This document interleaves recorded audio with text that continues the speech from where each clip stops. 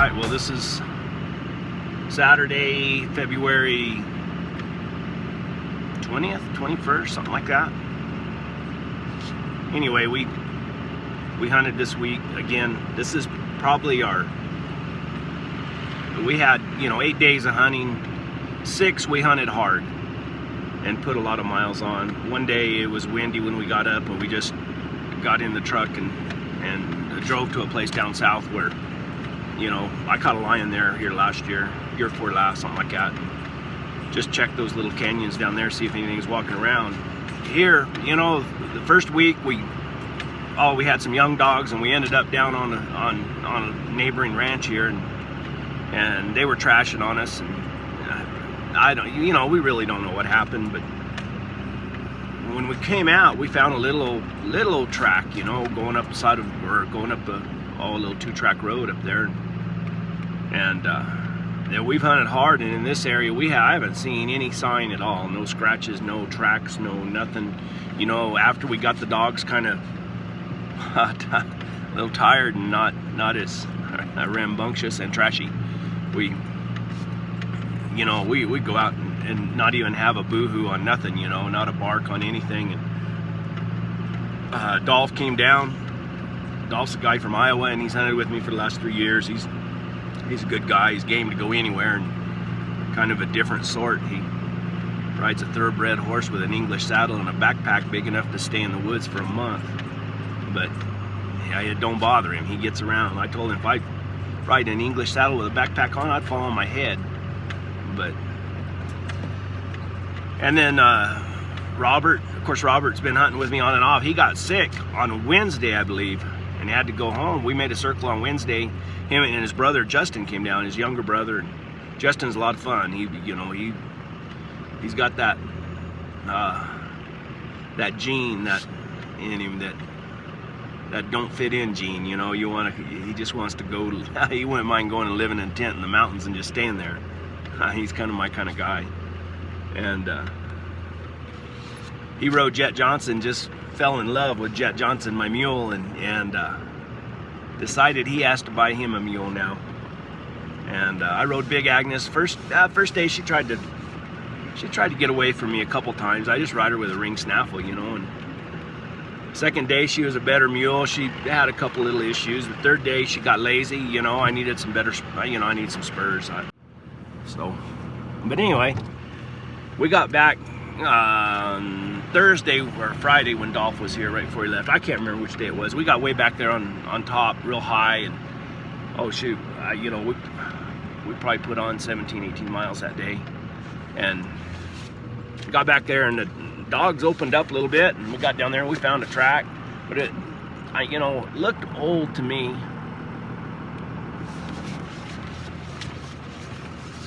I gotta make this corner. It looked old to me.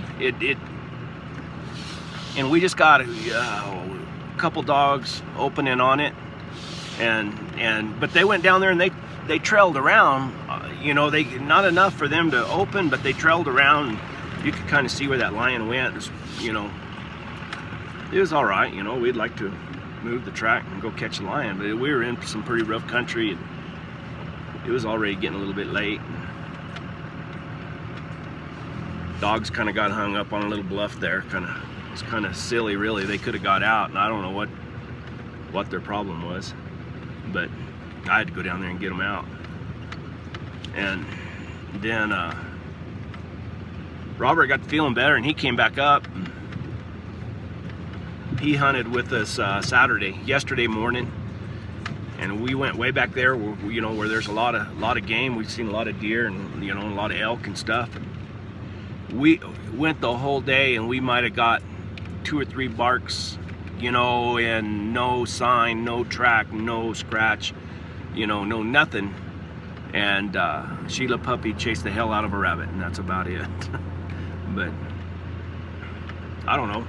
Just keep looking. There's nothing working this country right now, and you say that, but last night we might have had a big tom walk right through here and make a kill down here, and that's where he's at, but dadgummit, you get tired of riding the same circle, you get tired of looking at the same country and not catching anything.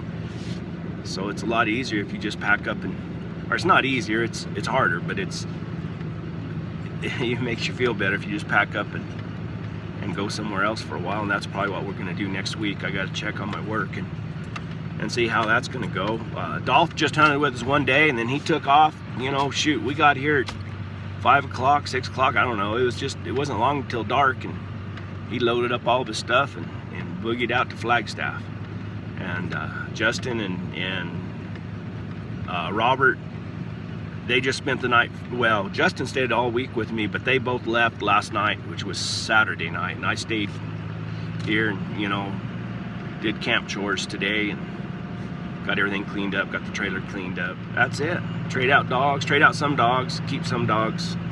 I'll trade out the young pups, leave them in the camp, or leave them down at my lower property down there, and bring Deets and Solo and Booger, and P should be out of season now. And she's probably right now is probably my best cold trailing dog. So, and that's what we're gonna need. It's been unseasonably hot. What happens when it gets hot on the mountain? It's hot on the mountain. You gotta get out of your union suit. Just yeah, doggy, man. Yeah, doggy. I mean, I don't know what the temperature's been. You know, the temperature itself is not that bad, but when that sunset is on you, it's just, it's miserable. Absolutely miserable, especially for a red-headed gringo like me.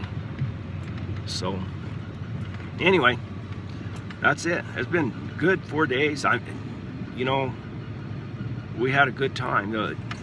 Justin's good company, Robert's good company, Dolph is just a hoot, you know, he's a character.